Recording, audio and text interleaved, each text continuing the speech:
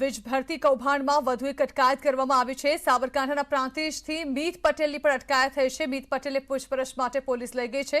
પરીક્ષા કેન્દ્રની બહારથી જ મીત પટેલની અટકાયત કરી લેવામાં આવી છે।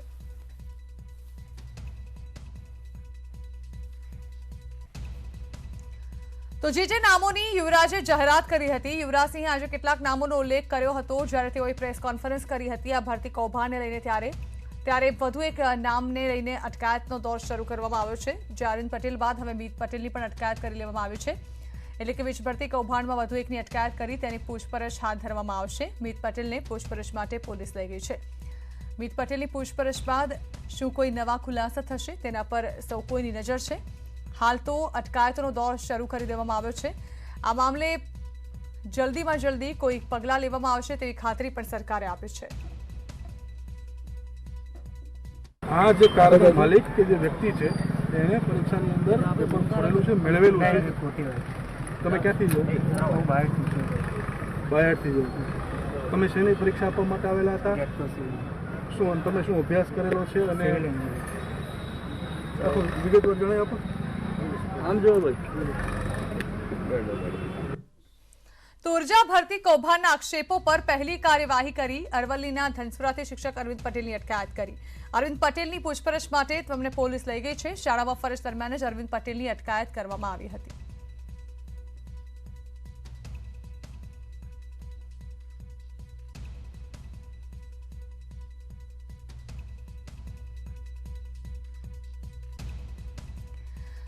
તો અરવિંદ પટેલ કે જેની અટકાયત કરી લેવામાં આવી છે। જો કે ભરતી કૌભાંડના જે આક્ષેપો થયા છે તેને લઈને સૌથી પહેલી અટકાયત અરવિંદ પટેલની કરવામાં આવી હતી, જેઓની શાળામાં ફરજ દરમિયાન જ અટકાયત કરી લેવામાં આવી હતી અને જેમને પણ પૂછપરછ માટે પોલીસ લઈ ગઈ છે। એટલે કે જે નામનો ઉલ્લેખ યુવરાજસિંહે પોતાની પ્રેસ કોન્ફરન્સ દરમિયાન કર્યો હતો તે તમામની અટકાયત કરી હાલ પોલીસ દ્વારા કાર્યવાહી હાથ ધરાઈ છે।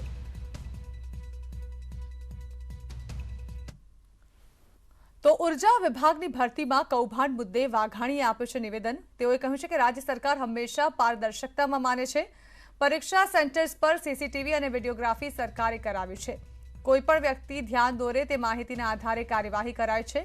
જેટકો દ્વારા ભરતી કરવામાં આવી છે।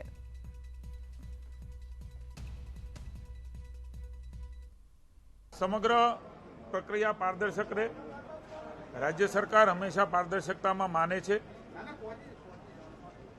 ભરતી પ્રક્રિયાઓ એમાં પણ પારદર્શકતા બની રહે એના માટે સીસીટીવી સર્વેલન્સ પરીક્ષાના જેટલા પણ 22 જેટલા સેન્ટરો છે, નવસારી, મહેસાણા, વડોદરા, સુરત, જામનગર, રાજકોટ, પ્રાંતિજ અને નવસારી, એ પ્રમાણે એક બે સેન્ટરો જ્યાં છે ત્યાં સીસીટીવીના સર્વેલન્સ ઉપરાંત વિડીયોગ્રાફી એક્ઝામ શરૂ થાય એ પહેલાં અને પછી એની વિડીયોગ્રાફી પણ રાજ્ય સરકાર દ્વારા, એટલે કે જેટકો જે પરીક્ષા લઈ રહી છે ઉર્જા વિભાગ, એમના દ્વારા પણ કરવામાં આવેલ છે।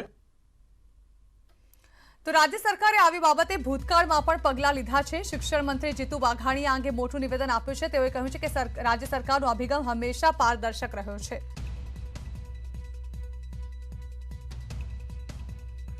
અમારા જે ધ્યાનમાં મીડિયા દ્વારા આવ્યું છે, હું આવકારું છું રાજ્ય સરકાર વતી, કારણ કે રાજ્ય સરકારનો અભિગમ એ હંમેશા પારદર્શક રહ્યો છે। ક્યાંય પણ કોઈ પણ ખોટું કરતું હોય અને કોઈ પણ વ્યક્તિ રાજ્યનું ધ્યાન દોરે તો રાજ્ય સરકારની ફરજ છે એ પ્રમાણે જે કંઈ માહિતીઓ હોય એ માહિતી એકત્રિત કરીને તપાસ કરીને એમાં કોઈ કસૂરવાર ઠરે તો ભૂતકાળમાં પણ પગલાં લીધા છે। માત્ર વાતો નથી કરી, ચાર્જશીટ કરીને એને સજા થાય એ પ્રકારના પગલાં પણ રાજ્યની સરકારે કર્યા છે। ઓનલાઈન ભરતી હતી। તો ભરતી કૌભાંડ મુદ્દે જીતુ વાઘાણીએ નિવેદન આપ્યું છે। તેઓએ કહ્યું છે કે ગેરરીતિના આક્ષેપ થયા છે તેની તપાસ કરવામાં આવશે। જે લોકોએ લાભ લેવા ગેરરીતિ આચરી છે તેમની સામે કાર્યવાહી થશે। ભરતી કૌભાંડ હશે તો કડક કાર્યવાહી કરવામાં આવશે। રીતિના આક્ષેપો છે એમની તપાસ એ કરવામાં આવશે। માનનીય ઉર્જા મંત્રી શ્રી સાથે મારા વાત થઈ છે, એમણે એમના વિભાગમાં હજી 2 દિવસ જે પરીક્ષાઓ લેવાની છે એ પરીક્ષાઓમાં પણ કોઈ જાતની ત્રુટિ ન રહે એમના માટેની ચુસ્ત દુરસ્ત વ્યવસ્થાઓની સૂચના આપી છે। કેટલાક લોકો આ પ્રકારનો લાભ લેવાનો પ્રયાસ એ પરીક્ષામાં ગેરરીતિ કરવાનો કરતા હોય છે. રાજ્ય સરકારની ફરજ છે, એમની જવાબદારી છે કે એમની તપાસ કરીને કસૂરવારો ઉપર પગલાં લેવામાં આવે. અને રાજ્ય સરકાર માનનીય મુખ્યમંત્રીશ્રીએ જે કાંઈ આક્ષેપો છે એ આક્ષેપોની તપાસ માટેની વાત પણ એ વિભાગને કરી છે, એમની તપાસ થઈ છે. તો ઉર્જા વિભાગની પરીક્ષામાં કૌભાંડ મુદ્દે કોંગ્રેસે કર્યા છે આકરા પ્રહાર. ગામથી ગાંધીનગર સુધી કૌભાંડ ફેલાયેલું હોવાનું કોંગ્રેસે કહ્યું છે. સિસ્ટમમાં કોણ ફૂટેલું છે તેની તપાસ પણ નથી કરતા. સરકાર તપાસ કરે છે, તેમાં કોઈ ચમરબંધી પકડાયા નથી. સરકાર પાસે કોંગ્રેસ એક્શન લેવાની માંગ કરે છે. દાખલો બેસે તેવા કડક પગલાં લેવામાં આવે તેવું જણાવ્યું મનીષ દોશીએ. સરકાર અલાયદું તંત્ર ગોઠવી જે સારી રીતે પરીક્ષા યોજે. કૌભાંડમાં કોઈ મોટી માછલી નથી પકડાતી અને મગરમચ્છોને બચાવવા આખી વ્યવસ્થા ગોઠવાઈ હોવાનું કોંગ્રેસ પ્રવક્તા મનીષ દોશીએ જણાવ્યું.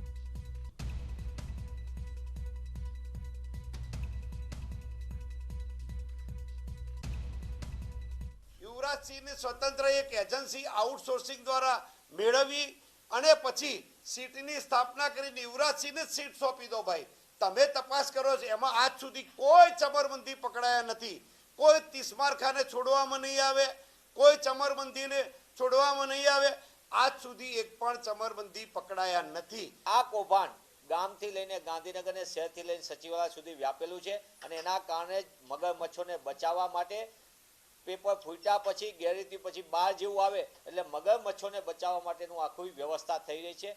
સરકારની નીતિને નિયત સાફ હોય તો મગરમચ્છોને પકડે અને જાહેર પરીક્ષાની વિશ્વસનીયતા ટકી રહેવા માટે ભાજપ સરકાર પગલાં ભરે. તો વારંવાર પેપર પર ફૂટતા વાલીઓએ પણ દુઃખ વ્યક્ત કર્યું છે. તેઓનું કહેવું છે કે કમિટી રચાય છે પરંતુ તેનું કોઈ નિરાકરણ નથી આવતું. વારંવાર ફૂટતા પેપરથી પરીક્ષાર્થીઓના મોરલ તૂટી ગયા હોવાનું પણ વાલીઓ જણાવી રહ્યા છે. પેપર લીકમાં સંડોવાયેલા તત્વોને આજીવન કેદ કેમ નથી અપાતી તેવું પણ વાલીઓએ પૂછ્યું.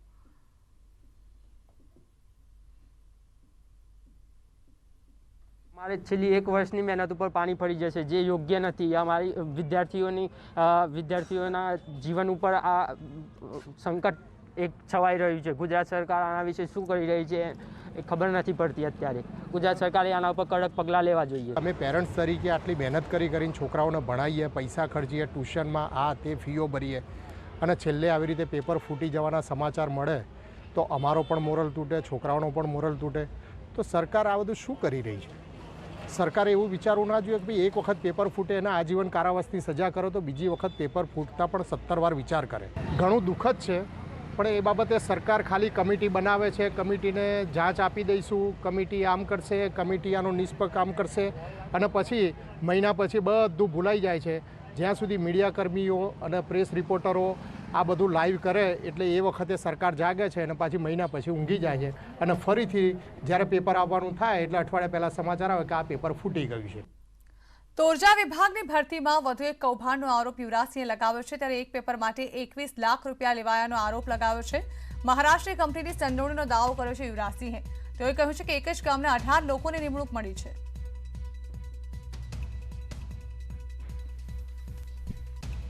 તો ફરી પરીક્ષા કૌભાંડ વિદ્યાર્થી નેતા યુવરાજસિંહે વધુ એક મોટો આક્ષેપ કર્યો છે. તેઓએ કહ્યું છે કે 3 વર્ષમાં વીજ કંપનીઓની ભરતીમાં ગેરરીતિ કરવામાં આવી છે. 5 વીજ કંપનીઓની ભરતીમાં કૌભાંડ થયા છે. હાલ કંપનીઓની ચાલતી ભરતી પ્રક્રિયા અંગે પણ તેઓએ આક્ષેપ કરતા જણાવ્યું કે યુજીવીસીએલ જુનિયર એન્જિનિયર 2018 ઇલેક્ટ્રોનિકની 34 ભરતી, જાન્યુઆરી 2021ની ડીજીવીસીએલની ભરતીમાં પણ કૌભાંડ થયા છે. જેટકોની હાલ ચાલતી ભરતી પ્રક્રિયામાં ગેરરીતિ આચરાઈ છે. 352 જુનિયર એન્જિનિયરની ભરતીમાં ગેરરીતિ કરાઈ છે. છેલ્લા 3 વર્ષમાં ઉર્જા વિભાગ દ્વારા જે ભરતી કરવામાં આવી યુજીવીસીએલ, પીજીવીસીએલ, એમજીવીસીએલ, ડીજીવીસીએલ આ 5 વિભાગોમાં એમાં ક્યાંક ને ક્યાંક ગેરરીતિ થઈ છે, કૌભાંડ આચરવામાં આવ્યું છે. જે ઉર્જા વિભાગની જે ભરતી છે એનું એપી સેન્ટર જે છે એ અરવલ્લી બાયડ છે અને આ તમામ જે પણ વ્યક્તિઓના હું આગળ નામ દેવા જઈ રહ્યો છું તે વ્યક્તિઓ અરવલ્લી, બાયડ અને મહેસાણા અને ખાસ કરીને કહેવાનું કે સાબરકાંઠા સાથે સંકળાયેલા વ્યક્તિઓ છે. એક જ ગામના 18 વિદ્યાર્થીઓને, એક જ ગામના 18 પરીક્ષાર્થીઓને આમાં ક્યાંક ને ક્યાંક નિમણૂક મળી છે, જે ક્યારેય શક્ય જ નથી કે ભાઈ સીટ નંબર છે એ પણ એક સિક્વન્સના અને એ વિદ્યાર્થીઓ જ પાસ થયા. આ જે પરીક્ષા છે એ પરીક્ષાનું પેપર ઓનલાઈન લેવામાં આવે છે, એટલે ઓનલાઈન કૌભાંડ છે. આવા વ્યક્તિઓના જે પીસી છે એ આઈપી એડ્રેસથી હેક કરી અને ત્યાં એક કહી શકાય કે એના પ્રશ્નોના જવાબ એ મુખ્ય જે સેન્ટર હોય છે ત્યાં આપવામાં આવે છે અને વિદ્યાર્થીઓ ફક્ત ને ફક્ત ત્યાં ખાલી એક ભૂમિકામાં ભજવ છે, ફક્ત નાટક કરતા હોય છે કે પરીક્ષા આપી રહ્યા છે, પરંતુ એ એકેય પેપરમાં કે એકેય પ્રશ્નોનો જવાબ આપતા નથી. તમામ જવાબો છે એ ક્યાંક ને ક્યાંક જેનો કંટ્રોલ રૂમ હોય છે એ કંટ્રોલ રૂમમાંથી આપવામાં આવે છે. જે એજન્સી છે NSCIT એના વ્યક્તિઓ આમાં ક્યાંક ને ક્યાંક સંડોવાયેલા છે. NSCIT જે કંપની છે એ મહારાષ્ટ્રની છે, ઓનલાઈન એજન્સી છે જે તમામ પરીક્ષાઓ કન્ડક્ટ કરે છે. આ એજન્સી દ્વારા જે પરીક્ષા કન્ડક્ટ કરવામાં આવે છે એમાં ભૂતકાળમાં પણ ક્યાંક ને ક્યાંક આ જ પ્રકારે કહી શકાય કે કૌભાંડ આચરવામાં આવેલું. તો ઉર્જા વિભાગની ભરતીમાં કૌભાંડના આક્ષેપ સાથે વિદ્યાર્થી નેતા યુવરાજસિંહ આજે એક પ્રેસ કોન્ફરન્સ કરી. તેઓએ જણાવ્યું કે આ કૌભાંડમાં 3 જ્ઞાતિઓ પણ સામેલ છે. આ કૌભાંડમાં 3 જ્ઞાતિનો તેઓએ ઉલ્લેખ કર્યો. તેઓએ વચેટિયાઓ તરીકે 3 જ્ઞાતિના લોકો વધુ સામેલ હોવાનું જણાવ્યું. તેઓએ કહ્યું કે ચૌધરી, પટેલ અને પ્રજાપતિ જ્ઞાતિઓ આ કૌભાંડમાં જોતરાયેલી છે.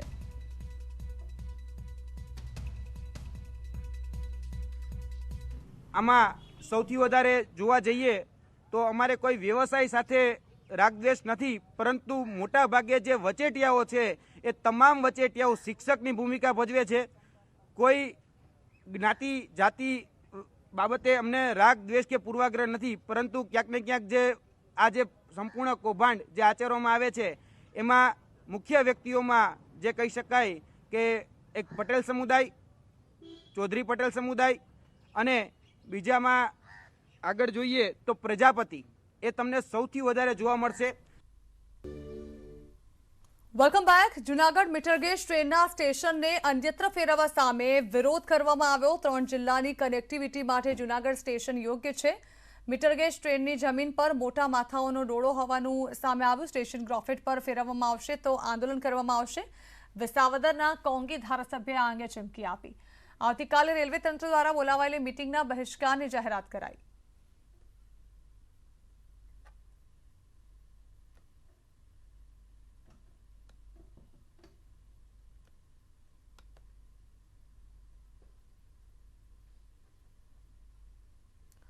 ભરૂચમાં કેજે પોલિટેકનિક કોલેજના સિક્યુરિટી ગાર્ડની દાદાગીરી સામે આવી. કેમ્પસમાં બેસવા બાબતે વિદ્યાર્થીને તેઓએ માર માર્યો, લાફો ઝીંકતો હોવાનો એક વિડીયો વાયરલ થયો છે.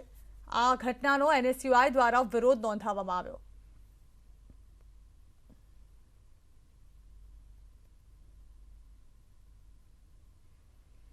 તો સીસીટીવીમાં દેખાઈ રહ્યો છે કે એક સિક્યુરિટી ગાર્ડ કેમ્પસમાં બેસવા બાબતે વિદ્યાર્થીને પહેલા તો ધમકાવે છે અને ત્યારબાદ તેને માર મારે છે. આ પ્રકારની પરવાનગી તેને કોણે આપી તે એક સવાલ છે. NSUI આ બાબતે વિરોધ નોંધાવ્યો છે. એક સિક્યુરિટી ગાર્ડ જ્યારે વિદ્યાર્થીને માર મારે, આ મામલે કોઈ ગંભીર પગલાં પણ લેવાવા જોઈએ. સબક શીખવવા માટે તેવી રજૂઆત NSUI દ્વારા કરવામાં આવી.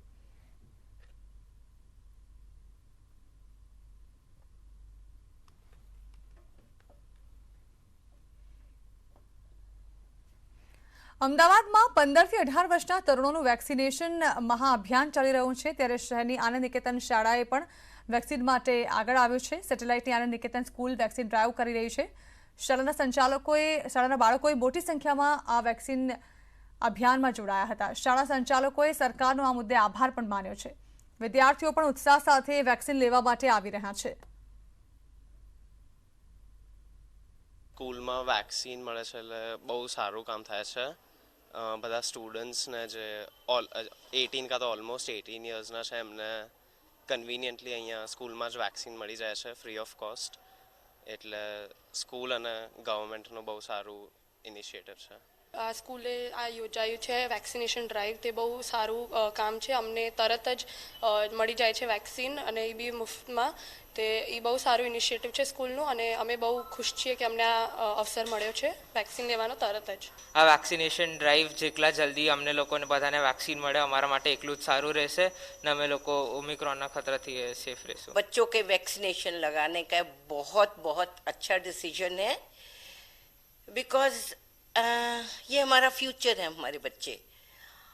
और अगर हम इन बच्चों की देखभाल नहीं करते तो बहुत मुश्किल हो जाएगा बिकॉज ये जो अभी लेटेस्ट है ओमिक्रॉन, वो बच्चों की तरफ भी फैल रहा है। सो मैं बहुत बहुत खुश हूँ कि गवर्नमेंट ने ये किया और हमारे बच्चों को कल से वैक्सीनेशन लग रहे हैं। રાજ્યના ખેડૂતો માટે મળી રહ્યા છે માઠા સમાચાર। રાજ્યમાં 5 દિવસ સામાન્ય વરસાદની આગાહી કરાઈ છે। ગુજરાતના વાતાવરણમાં પલટો આવી શકે છે। રાજ્યમાં ફરી કમોસમી વરસાદ પડી શકે છે।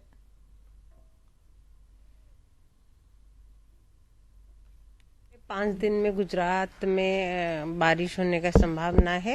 डे 1 यानी आज 4 जनवरी को 4 जनवरी में mostly northern part of Gujarat जैसे बनासकांठा, साबरकांठा, महसाना, पाटन और कच्छ में कहीं कहीं जगहों में, कहीं एक आध जगह में आइसोलेटेड रेन होने का संभावना है। मोस्टली लाइट रेन रहेगा। और कल यानी 5 जनवरी को लाइट रेन रहेगी और northern part of Saurashtra and Kutch में होने का संभावना है। मिड नॉर्थ गुजरात में भी होने का संभावना है। तो सूरत बाद भरूचમાં પણ યુવાનો બેફામ થયા છે। ભરૂચના કેબલ બ્રિજ પર યુવાનોએ ધારીઓ અને કુહાડી સાથે બાઇક સ્ટન્ટ કર્યો। યુવાનોનો આ વિડીયો હાલ સોશિયલ મીડિયા પર વાયરલ થઈ રહ્યો છે। વિડીયો વાયરલ થતા ઘણા સવાલો પણ ઊભા થઈ રહ્યા છે કે શું આ યુવાનોને પોલીસનો પણ ડર નથી કે શું? ઉલ્લેખનીય છે કે 2 દિવસ અગાઉ જે વિડીયો વાયરલ થયો હતો તેઓની ધરપકડ કરી લેવામાં આવી હતી। 2 યુવાનો જે છે તે લાઇટર વાળી ગન લઈને સ્ટન્ટ કરતા દેખાયા હતા રસ્તા પર। આ વધુ એક વિડીયો ભરૂચનો કે જેમાં કુહાડી અને ધારિયા સાથે 2 યુવાનો નીકળ્યા છે અને તેઓ આ અંગે સ્ટન્ટ કરતા હોય અને તેમનો વિડીયો લેવામાં આવ્યો છે।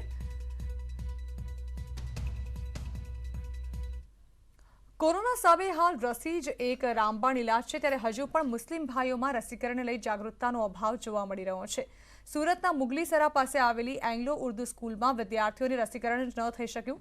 એંગ્લો ઉર્દુ સ્કૂલમાં 15 થી 18 વર્ષના વિદ્યાર્થીઓનું સોમવારે રસીકરણ નક્કી કરાયું હતું, જે અંગે સ્કૂલના 111 વિદ્યાર્થી જ્યારે કે 127 વિદ્યાર્થીનીઓની યાદી પણ તૈયાર કરી લેવાઈ હતી।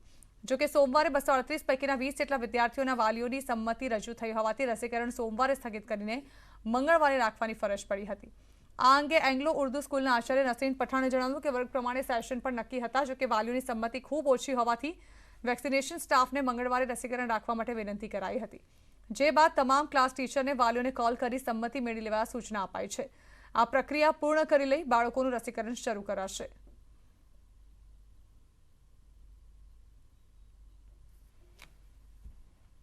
સુરતમાં છેલ્લા કેટલાક દિવસથી કોરોનાના કેસમાં સતત વધારો થઈ રહ્યો છે, ત્યારે સુરતમાં આગામી 45 દિવસમાં ઘણા મહત્વના માનવામાં આવી રહ્યા છે। ત્રીજી લહેરને અટકાવવા સુરતીઓએ કાળજી રાખવી જરૂરી બનશે। ઓમિક્રોન અંગે જો તકેદારી ન રખાય તો અહીં મુશ્કેલી વધી શકે તેમ છે।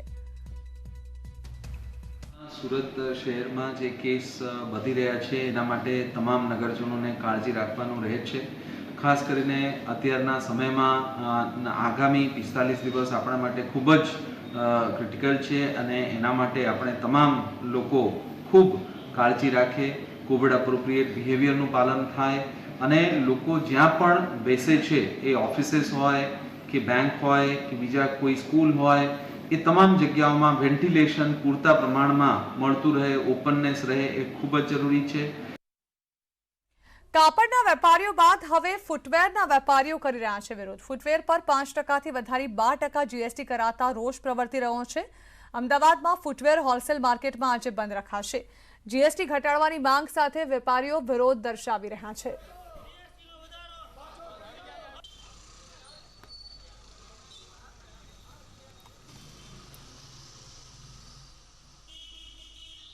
કન્ફ્યુઝન એવું હતું કે અમારે બધું આંદોલન ચાલે છે, પછી અમારો 5% થઈ જશે, તો હાલ પૂરતું હજુ ક્લિયરિફિકેશન થયો નથી। તો એના માટે અમે ફરીથી અમદાવાદ બંધનો એલાન અથવા ગુજરાત બંધનો એલાન આપેલું છે અને નાના નાના જે સંગઠનો છે, નાનો જેવી રીતે જૂનાગઢ છે, રાજકોટ છે, અમદાવાદ છે, ઈડર છે, બધા સંગઠનો ભેગા થઈને આપણે આજે ગુજરાતમાં આવીને અમદાવાદમાં આવીને રજૂઆત કરવાના હતા, પણ વાઇબ્રન્ટના લીધે અમે બધા સીએમ સાહેબને ત્યાં બધા ભેગા જવાનું ના પાડેલી છે। અને હવે સમય છે ક્રિપ્ટોની સમજનો।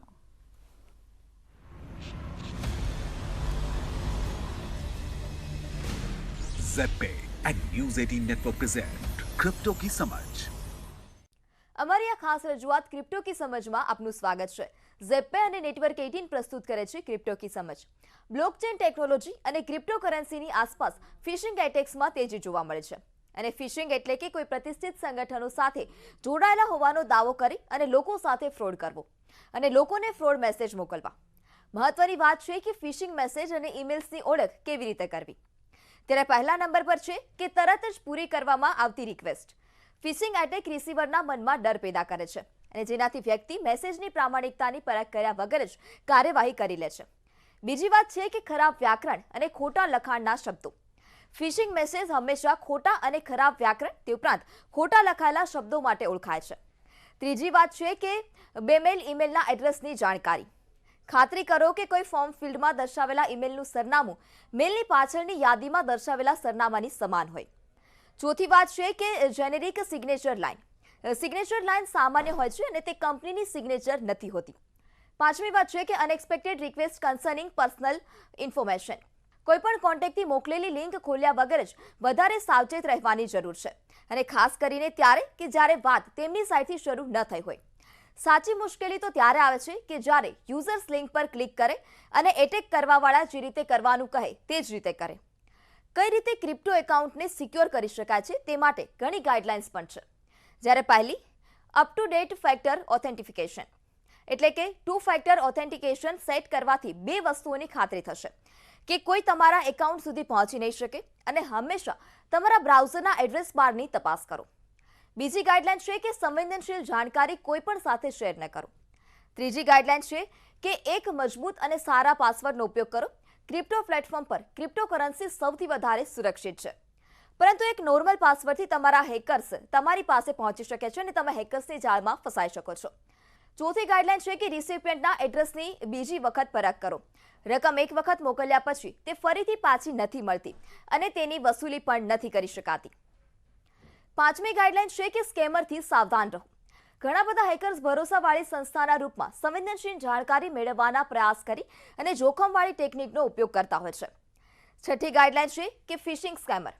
આમાં ફિશિંગ સ્કેમર પોતાને ભરોસાપાત્ર યુનિટ બતાવવાનો પ્રયત્ન કરતા હોય છે અને જેથી તમે સંવેદનશીલ જાણકારી આપી શકો અને તેથી યુઝર્સે બચવા માટે ખૂબ જ સાવધાન રહેવાની જરૂર છે અને સારી પ્રેક્ટિસીસનો ઉપયોગ કરવો જરૂરી છે. હવે જોઈએ તમારી ક્રિપ્ટોકરન્સીને સુરક્ષિત રાખવાના 12 સરળ ઉપાય. પ્રથમ છે બેઝિક બ્રાઉઝર અને કોમ્પ્યુટર હાઇજીન બનાવી રાખો. બીજો ઉપાય છે કે તમારા બધા જ ડિવાઇસને લોક કરી રાખો. ત્રીજું છે કે તમારા સોફ્ટવેરને નિયમિત રીતે અપડેટ કરો. જ્યારે ચોથી વસ્તુ છે કે કોશિશ કરો અને જ્યાં સુધી તે પોસિબલ હોય ત્યાં સુધી 2FA નિશ્ચિત કરો. પાંચમી વસ્તુ છે કે અલગ અલગ ખાતા માટે અલગ અલગ પાસવર્ડનો ઉપયોગ કરો. છઠ્ઠી વસ્તુ છે કે ખાતરી કરો કે તમે HTTPS સાઇટ ઉપર બ્રાઉઝર કરો છો અને જ્યાં પણ શંકા હોય ત્યાં સુરક્ષા પ્રમાણપત્રોની ચકાસણી કરો. સાતમી વસ્તુ કે એડ્રેસ બારમાં લોક આઇકન જુઓ. આઠમી વસ્તુ કે શંકાસ્પદ ફાઇલોને ડાઉનલોડ અથવા તો એક્ઝિક્યુટ ન કરો. નવમી વસ્તુ છે કે ખાલી ફાઇલોના નામોને ન વાંચો અને તેને એક્સટેન્શનને પણ સમજવાની કોશિશ કરો. 10મી વસ્તુ છે કે સુરક્ષિત એપ સ્ટોરની બહારથી કોઈ પણ એપ ઇન્સ્ટોલ ન કરવી. 11મી વસ્તુ છે કે અપ ટુ ડેટ રહો અને સાયબરના વિવિધ હુમલાઓ વિશે જાણો. 12મી વસ્તુ છે કે ક્રેક્ડ સોફ્ટવેરનો ઉપયોગ કરવાથી બચો અને તે સિસ્ટમ ઇન્ફેક્શનનું પહેલું કારણ પણ હોઈ શકે છે. અમારી આ ખાસ રજૂઆતમાં અત્યારે બસ આટલું જ. ફરી મળીશું ક્રિપ્ટો સંબંધિત રોચક અને ખાસ માહિતી સાથે. નમસ્કાર.